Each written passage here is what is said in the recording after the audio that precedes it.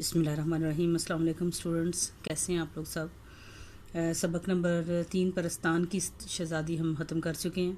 उसके बाद उर्दू अदब में ईद उल फ़ितर का सबक नंबर 4 है। लेकिन चूँकि ये गवर्नमेंट की तरफ से सिलेबस जो है वो शॉर्ट करने का एक सिलसिला जो है वो शुरू किया हुआ है, हो रहा है, तो उस हवाले से जो मेरे पास सिलेबस आया है उसमें जो उर्दू अदब में ईद उल फ़ितर का जो है सबक है वो उसमें शामिल नहीं है, तो मैं उसको अब छोड़ रही हूँ। अगर तो वो शामिल हो गया तो उसको हम दोबारा कर लेंगे, नहीं तो फिर जो है ऐसे ही कंटिन्यू करेंगे। अब जो लेसन उसमें सबक शामिल है वो है मुझे मेरे दोस्तों से बचाओ। सबक है ये, मुझे मेरे दोस्तों से बचाओ। तो इसको लिखा है मुसन्नफ़ का तारुफ़ की तरफ। सबसे पहले हम आते हैं सज्जाद हैदर यल्दरम। 1880 में पैदा हुए और 1943 ईस्वी में उनकी वफ़ात हुई। 63 साल उनकी उम्र थी। सज्जाद हैदर यल्दरम के जद्द अमजद यानी कि आबाओ जदाद वस्त एशिया से हिंदुस्तान आए। 1857 की जंग आज़ादी में हिस्सा लेने की पादाश में जुर्म में, क्योंकि जब जो भी कोई हिस्सा लेता था मुसलमानों की तरफ से तो उनको अंग्रेज़ों की तरफ से सज़ा भी दी जाती थी। पादाश में उनसे जागीरें छीन गईं तो वो मुलाजमत की तरफ आ गए। यल्दरम यूपी के किस्से नाटोर ज़िला बजनौर में पैदा हुए। ये दोनों MCQs हैं, इसको अंडरलाइन करना है आपने। उनका बचपन बनारस में गुजरा और इब्तदाई तालीम यहीं हासिल की। अलीगढ़ से BA किया। उसके साथ ही ज़ाती शौक़ से तुर्की ज़बान सीखी और बगदाद के बरतानवी कौंसल खाने में तर्जमान के तौर पर काम करने लगे। कुछ अर्सा कुस्तुनतुनिया में भी रहे और तुर्की ज़बान व अदब का मज़ीद मुताला किया। अलीगढ़ मुस्लिम यूनिवर्सिटी के रजिस्ट्रार के तौर पर काम किया। फिर जज़ायर अंडमान में रेवेन्यू कमिश्नर रहे। 1943 में लखनऊ में वफ़ात पाई। सज्जाद हैदर यल्दरम साहिब तर्ज अदीब, मुतरजम और शायर थे। ये आपने पैराग्राफ तशरीह में उनका जो है तारुफ़ लिखना है। अफसाना नवीसी और तुर्की ज़बान से उर्दू में तराजम उनकी शोहरत का सबब बन गए। उनके अफसानों के बेशतर ख़यालात व मौज़ूआत तुर्की अदब से माखूज़ हैं। ख़यालस्तान उनके अफसानों का मजमूआ है। इसमें रोमानियत का रंग गालिब है और ये इंशा लतीफ़ का उम्दा नमूना है। इनकी इंशा पर्दाजी भी में हिस्से मज़ा भी शामिल है। इंशा पर्दाजी मजमून लिखना, हिस्से मज़ाहिया अंदाज शामिल है। सबक शुरू करते हैं। मुझे मेरे दोस्तों से बचाओ। जैसा कि आपको इसके नाम से ही पता चल रहा है कि इसमें दोस्तों के बारे में ज़िक्र किया गया है। दोस्ती के मुस्बत और मनफी पहलुओं को उजागर किया गया है इस सबक में कि दोस्त किस हद तक इंसान के लिए ज़रूरी अंसर रखते हैं, कि वो उनका कितने मुस्बत पहलू हैं, कितनी तारीफ़ के काबिल हैं और कितने ऐसे पहलू हैं कि जो किसी भी इंसान को मनफी रुझानात की तरफ ले जाते हैं। उसके बाद दूसरा जो पहलू बताया गया है कि वक्त बहुत कीमती चीज़ है, इसको इधर उधर के मामलात में और गैर ज़रूरी गुफ्तगू या गैर ज़रूरी कामों में सर्फ नहीं करना चाहिए। जैसे कि इसके सबक में दोस्त जो हैं वो उनको बहुत ज़्यादा उनका वक्त ज़ाया करते हैं। तो यहाँ पर यल्दरम के जो ज़बानों बयान खूबसूरती के साथ इन्होंने दिया हुआ है, इसका बयान है। और फिर उसके बाद जुमला इसमी और फेलिया को तरकीब नहवी में डालने का तरीका बताया गया है। सबक शुरू करते हैं। और कोई तलब अबनाए ज़माना से नहीं, अबनाए ज़माना से नहीं, मुझ पे एहसान जो ना करते तो ये एहसान होता। अबनाए ज़माना के दुनियादार जो लोग हैं, अब उनसे मुझे कोई तलब मतलब नहीं है, कोई मुझे उसमें कशिश नज़र नहीं आ रही। मुझ पे एहसान जो ना करते तो ये एहसान होता, कि अगर मुझ पर कोई भी एहसान ना करते, एहसान मेरे ऊपर ना करते, ये मुझ पर एहसान होता कि उन्होंने कोई मुझ पर एहसान नहीं किया। एक दिन मैं दिल्ली के चांदनी चौक में से गुजर रहा था कि मेरी नज़र एक फ़कीर पर पड़ी, जो बड़े मौसर तरीके से, मौसर पुरअसर अंदाज में अपनी हालत ज़ार जो उसकी बुरी हालत थी लोगों से बयान कर रहा था। 2-3 मिनट के वक्फे के बाद ये दर्द से बड़ी स्पीच इन्हीं अल्फाज और इसी पैराए में दोहरा दी जाती थी।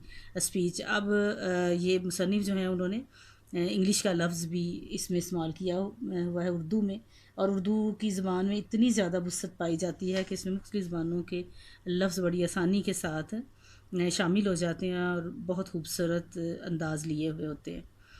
इसी पैराए में दोहरा दी जाती हैं। पैराए में ज़िमन में ये तर्ज कुछ मुझे ऐसा ख़ास मालूम हुआ। ये तर्ज जो उन्होंने तरीका, जो अंदाज़ उसने बनाया हुआ था, वो थोड़ा सा अजीबो-गरीब और ख़ास महसूस हुआ। मैं इस शख्स को देखने और उसके पास सुनने के लिए ठहर गया। इस फ़कीर का कद लंबा, जिस्म मोटा ताज़ा और चेहरा एक हद तक खूबसूरत होता, मगर बदमाशी और बेहयाई ने सूरत मसक कर दी थी, बिगाड़ दी थी। यानी कि वो अच्छी शक्ल सूरत उसकी महसूस नहीं हो रही थी, क्योंकि उसको काम ठीक नहीं था। ये तो उसकी शक्ल थी, रही उसकी सदा सदा आवाज़, तो मैं ऐसे कस्सी कलब यानी कि अजनबी नहीं हूँ कि सिर्फ इसका मुख्तसर खुलासा लिख दूँ। मैं वो इस काबिल है कि लफ्ज़ ब लफ्ज़ लिखी जाए।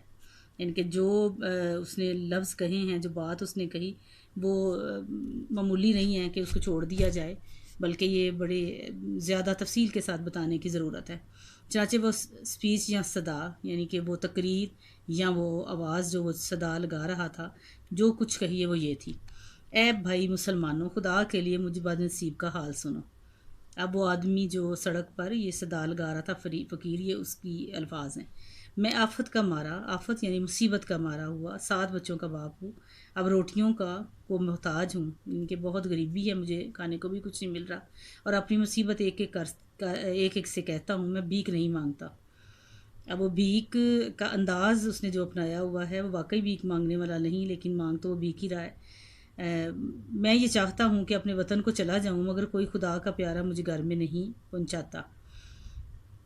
भाई मुसलमानों, मैं गरीबुल वतन हूँ, वतन से दूर हूँ। मेरा कोई दोस्त नहीं, हाय मेरा कोई दोस्त नहीं। ए खुदा के बंदो मेरी सुनो, मैं गरीबुल वतन हूँ, यानी मैं वतन से निकला हुआ हूँ।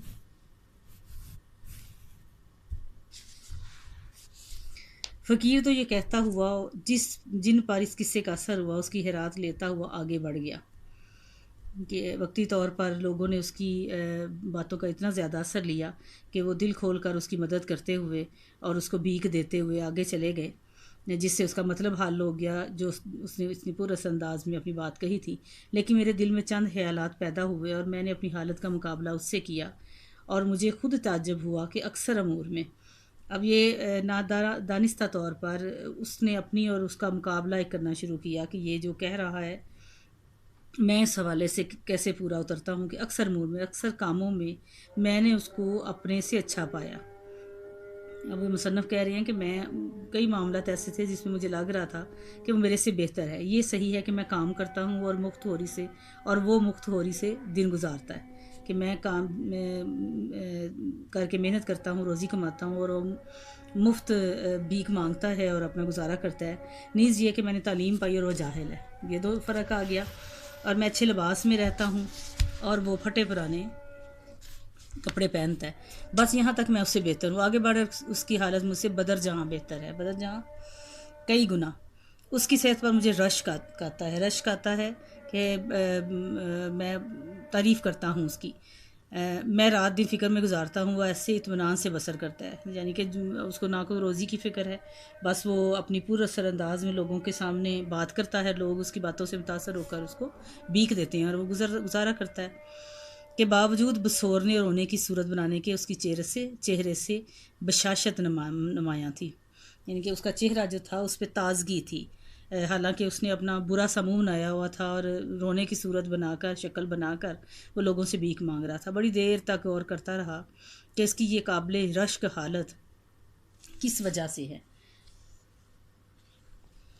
और आखिरकार मैं इस बज़ाहिर अजीब नतीजे पर पहुंचा कि जिसे वो मुसीबत ख्याल करता है वही उसके हक़ में नेमत है। वो हसरत से कहता है कि मेरा कोई दोस्त नहीं। मैं हसरत से कहता हूँ कि मेरे इतने दोस्त हैं और उसका कोई दोस्त नहीं। अगर ये सच है तो उसे मुबारकबाद देनी चाहिए।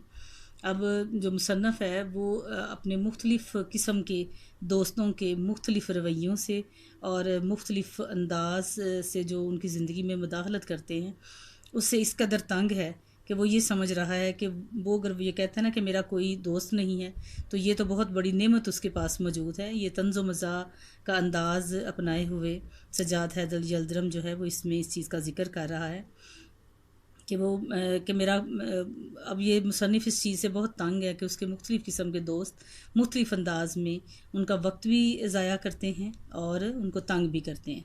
अब आगे सबक में देखते हैं क्या है। मैं अपने दिल में ये बात करता हुआ मकान पर आया, कैसा खुशकिस्मत आदमी है। कहता है मेरा कोई दोस्त नहीं।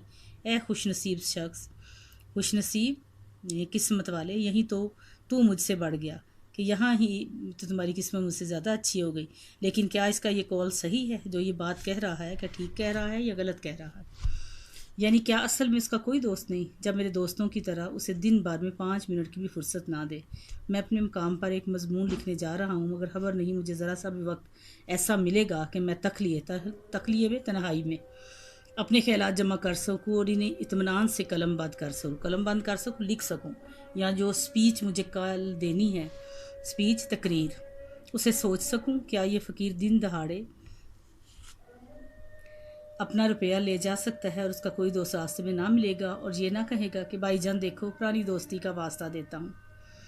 अब मुसन्निफ़ चूँकि लिखने लिखाने से उनका ताल्लुक़ है और वो मुख्तलिफ़ जगहों पे मज़ामीन लिख के उन्हें देने होते हैं, तो ऐसे में उसके दोस्त जो हैं वो उसको, क्योंकि उनका हल्का हिबाब बहुत ज़्यादा है और दोस्त उसको बहुत वक्त ज़ाया करते हैं, उनको काम नहीं करने देते। तब वो बयान आगे कर रहा है मुसन्निफ़ कि भाईजान देखो मैं पुरानी दोस्ती का वास्ता देता। अब दोस्त उसे क्या कहते हैं कि कभी पुरानी दोस्ती का वास्ता देते हैं, मुझे इस वक्त ज़रूरत है तुम्हारा थोड़ा सा रुपया कर्ज़ दे दो, यानी कि जो रकम उसके पास होती है वो कर्ज़ के तौर पर उनसे ले लेते हैं। क्या उसके अहबाब दोस्त वगैरह वक्त बे वक्त उसे दावतों और जलसों में खींच कर नहीं ले जाते? अब वो अपना मुसलसल अपना मुआजना जो है वो उस फ़कीर के साथ कर रहा है कि उसके दोस्त उसको दावतों में ज़बरदस्ती खींच कर नहीं ले जाते। क्या कभी ऐसा नहीं होता कि उसके नींद के झोंके आ रहे हों, यानी कि उसकी नींद जो है उसकी आंखों में आ रही हो और दोस्त जो हैं उनका मजमा लगा हुआ हो, यानी इकट्ठे हुए हों और एक किस्से पर किस्से, कहानी पर कहानी और लतीफ़े पर लतीफ़े कह रहे हैं। और फिर उनके पास तो शायद बहुत ज़्यादा वक्त हो लेकिन मेरे पास नहीं, और वो उठने का नाम ही ना लेते हैं। क्या उसे दोस्तों के ख़तों का जवाब नहीं देना पड़ता? अब वो मुख्तलिफ़ किस्म के सवाल ख़ुद से ही किए चले जा रहे हैं। क्या उसके प्यारे दोस्त की तसनीफ़ की हुई कोई किताब नहीं जो उससे खामखा पढ़नी पड़े? उनके दोस्त उसको किताब दे जाते हैं कि आप इसको पढ़ के तो इसका बताइएगा मुझे, तो उन्हें फिर वो किताब पढ़नी पड़ती है और ये रिव्यू लिखना है। अब इस लेसन में आप देखेंगे कि काफ़ी सारे लफ्ज़ मुसन्निफ़ ने इंग्लिश के इस्तेमाल किए हुए हैं, लेकिन बड़े खूबसूरत अंदाज में वो उर्दू में समाये हुए हैं। रिव्यू का मतलब होता है तबसरा या राय। क्या उसे अहबाब की वजह से शोर मचाना और हू हक करना नहीं पड़ता? अहबाब उसके जो दोस्त हैं उनकी वजह से मुख्तलिफ़ अंदाज़ अपनाने नहीं पड़ते? क्या दोस्तों की हम मुलाकात को उसे जाना नहीं पड़ता? अगर ना जाए तो कोई शिकायत नहीं करता? अगर इन सब बातों से वो आज़ाद है, कोई ताज्जुब नहीं कि हट्टा कट्टा है और मैं नहीफ़ व नज़ार हूँ, कमज़ोर और बिल्कुल दुबला पतला हूँ। हट्टा कट्टा है वो सेहतमंद है। या अल्लाह क्या इस पर भी वो शुक्र अदा नहीं करता? खुदा जाने वो कौन सी नेमत चाहता है। लोग कहेंगे कि इस शख्स के कैसे बेहुदा ख्यालात हैं। बगैर दोस्तों के ज़िंदगी दो बार होती है और ये इनसे भागता है। मगर अमली नतीजा ये है कि अहबाब का इरादा होता है मुझे फ़ायदा पहुँचाने का और हो जाता है मुझे नुकसान। चाहे मुझ पर नफरीन की जाए, यानी कि मुझसे नफ़रत की जाए, मगर मैं ये कहे बगैर नहीं रह सकता कि आज तक हमारे सामने कोई ये साबित ना कर सका कि अहबाब का एक जमे गफ़ीर हजूम रखने और शनासाई के दायरे को वसी करने के क्या फ़ायदे हैं, कि जान पहचान बढ़ाने के क्या फ़ायदे। मैं तो यहाँ तक कहता हूँ कि अगर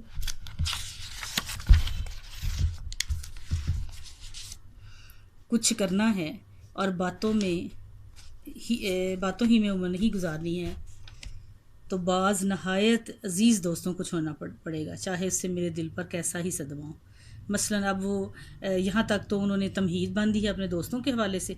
अब बारी बारी वो दोस्तों का, मुख्तलिफ़ दोस्त जो हैं उनका ज़िक्र कर रहे हैं। देखिए कितने मज़ेदार मज़ाहिया अंदाज़ में खूबसूरत और तंज़ भी लिए हुए हैं इसमें अंदाज़ में जो है वो बात कर रहे हैं। हम देखते हैं मसला मेरे दोस्त अहमद मिर्ज़ा हैं, ये MCQ है, इसको अंडरलाइन कर लें, जिन्हें मैं बड़बड़िया दोस्त कहता हूँ। बड़बड़िया का मतलब वो बहुत ज़्यादा बोलने वाले हैं।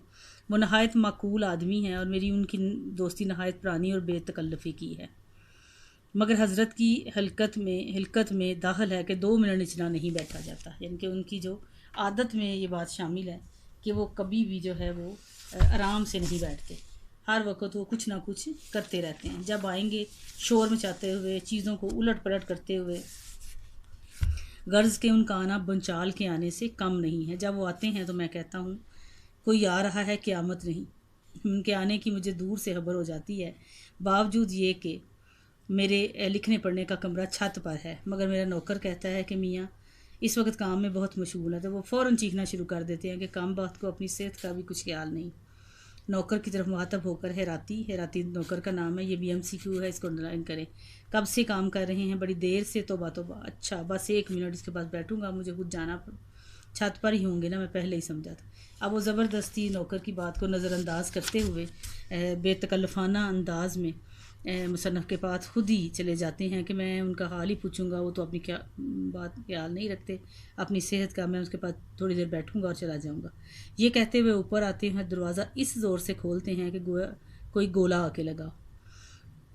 आज तक उन्होंने दरवाज़ा खटखटाया नहीं और आंधी की तरह दाखिल हो जाती है। यानी दरवाज़ा खटखटाने की बजाय दरवाजे को इतने ज़ोर से धक्का देते हैं कि ऐसे लगता है कि जैसे वो तोड़ ही देंगे। आहा हा, आखिर तुम्हें मैंने पकड़ लिया। मगर देखो देखो, मेरी वजह से अपना लिखना बंद मत करो। मैं हज करने नहीं आया। अब वो उनको तंग तो कर रहे हैं कि वो काम कर रहे हैं, लेकिन उनको करने नहीं दिया जा रहा। लेकिन उस पर यही कहा जा रहा है कि मैं आपका बिल्कुल कोई हर्ज नहीं करने आया। खुदा की बिना किस कदर लिख डाला है, कहीं कहो तबीयत तो अच्छी है। मैं तो सिर्फ ये पूछने आया था, वल्लाह मुझे किस कदर खुशी होती है कि मेरे दोस्तों में एक शख्स ऐसा है जो मजमून निगार के लक़ब से पुकारा जाता है। यानी कि वो उनकी तारीफ़ करना शुरू कर देते हैं। दोस्त तारीफ़ करना शुरू कर देता है कि मैं फ़ख्र करता हूँ कि मेरा दोस्त जो है वो मजमून लिखने वाला है। लो अब मैं जाता हूँ, मैं बैठूँगा नहीं, 1 मिनट नहीं ठहरने का, तुम्हारी हरियत ड्राफ्ट करनी थी, खुदा हाफिज़। यानी कि तेज़ी के साथ आए और शोर मचाते हुए और अपनी ही बोलते हुए अगले को बोलने का मौका नहीं दिया और ख़ुद जो है ना वो रुखसत हो गए। ये कहकर नहायत मोहब्बत से मुसाफ़ा करते हैं और हाथ मिलाते हैं और अपने जोश में मेरे हाथ को इस कदर दबा देते हैं कि उंगलियों में दर्द होने लगता है और मैं कलम नहीं पकड़ सकता। अब वो जोश में, जज्बे में मोहब्बत का इजहार करते हुए इतने ज़ोर से हाथों को दबाते हैं कि चूँकि इनका काम तो लिखने लिखाने का है और वो उनकी उंगलियों को इतने ज़ोर से दबाते हैं कि उंगलियों में दर्द होने लगता है, जिसकी वजह से वो कलम पकड़ना भी मुश्किल हो जाता है। ये तो अलहदा रहा, यानी कि ये तो जुदा बात ही अलग थी।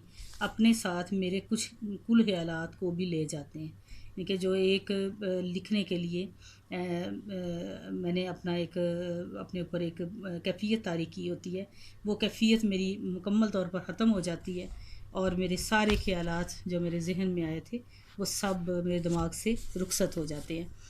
ख्यालात को जमा करने की कोशिश करता हूँ, मगर अब वो कहाँ कि जो मेरे जहन में लिखने के लिए आया हुआ था वो अब मेरे जहन में बिल्कुल नहीं रहा, क्योंकि मेरी तवज्जो जो है वो हट चुकी है।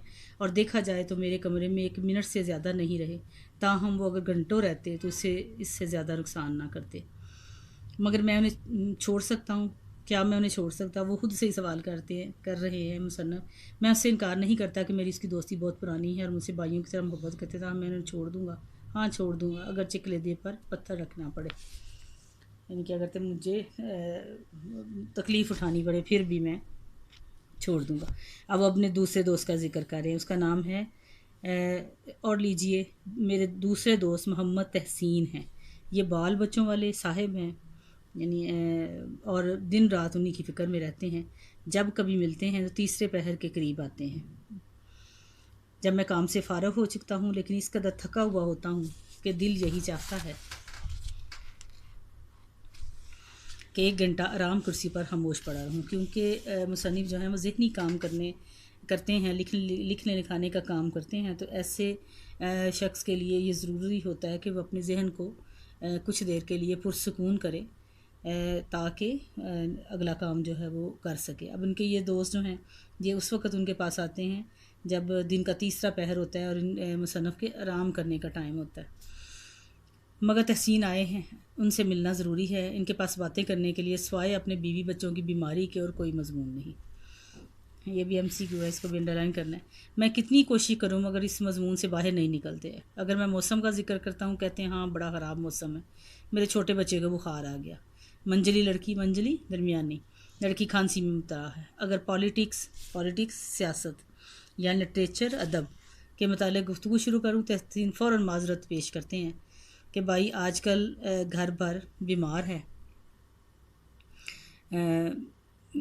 मुझे इतनी फ़ुर्सत कहाँ के अखबार पढ़ूँ। अगर किसी आम जलसे में आते हैं तो अपने लड़कों को ज़रूर साथ लिए होते हैं और हर एक से बार बार पूछते हैं तबीयत तो नहीं घबराती, प्यास तो नहीं मालूम होती। कभी कभी नब्ज़ देख लेते हैं और वहाँ भी किसी से मिलते हैं तो घर की बीमारी का ज़िक्र करते हैं। ये इनके दोस्त थे जो जिनको सिर्फ बीमारी का ज़िक्र करने की आदत है। इसी तरह मेरे मुकदमेबाज दोस्त हैं जिन्हें अपनी रियासत के झगड़ों, अब ये तीसरी किस्म के दोस्त थे, रियासत के झगड़ों, अपने फ्री के मुखालफ की बुराइयों, यानी कि जिनसे उनका झगड़ा होता है, मुखालफ जो लोग होते हैं उनकी बुराइयां करने, जज की तारीफ़ व मजम्मत, या तो वो उनकी तारीफ़ करते हैं तो या उनकी बुराई करते हैं। तारीफ़ इस हालत में जबकि उन्होंने मुकदमा जीता और कोई मजमून नहीं। मिन जुमला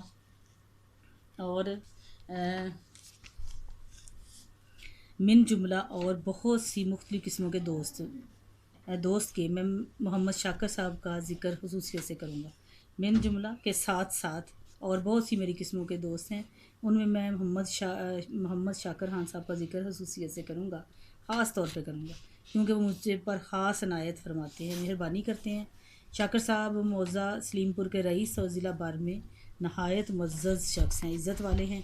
उन्हें अपनी लियाकत काबिलियत के मुताबिक लिटरेचर का बड़ा शौक़ है। लिटरेचर पढ़ने का इतना नहीं जितना लिटरेरी आदमियों से मिलने का, यानी कि वो लोग जो अदब से जिनका ताल्लुक़ होता है उनसे मिलने, उनसे ताल्लुक़ पैदा करने और तारुफ़ करने का उनका ये एक शौक़ है। उनका ख़्याल है कि अहले इल्म की थोड़ी सी कदर करना उमरा के शान शान है, कि अहले इल्म जो इल्म वाले लोग होते हैं उनकी कदर करनी चाहिए और जो अमीर लोग हैं उनकी जैसी इज़्ज़त उनको देनी चाहिए।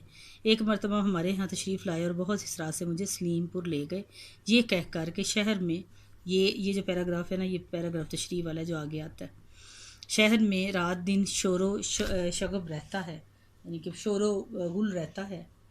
देहात में कुछ अर्सा रहने से तब्दीली आबो हवा भी हो जाएगी, यानी कि मौसम जो है ना उसकी तब्दीली भी हो जाएगी और वहीं मजमून निगारी भी नहायत इत्मीनान से कर सकोगे। मैंने एक कमरा ख़ास तुम्हारे वास्ते आरास्ता किया है, सजाया है, जिसमें पढ़ने लिखने का सब सामान मुहैया है। थोड़े दिन रह कर चले आना, देखो मेरी खुशी करो। ये स्टूडेंट्स आज हमारा हाफ़ तकरीबन सबक हो गया है। इंशाल्लाह ताला इसको अच्छे तरीके से आपने अल्फाज़ मानी याद करने हैं। कल इंशाल्लाह ताला अगला हिस्सा इसका करेंगे। ओके, अल्लाह हाफ़िज़।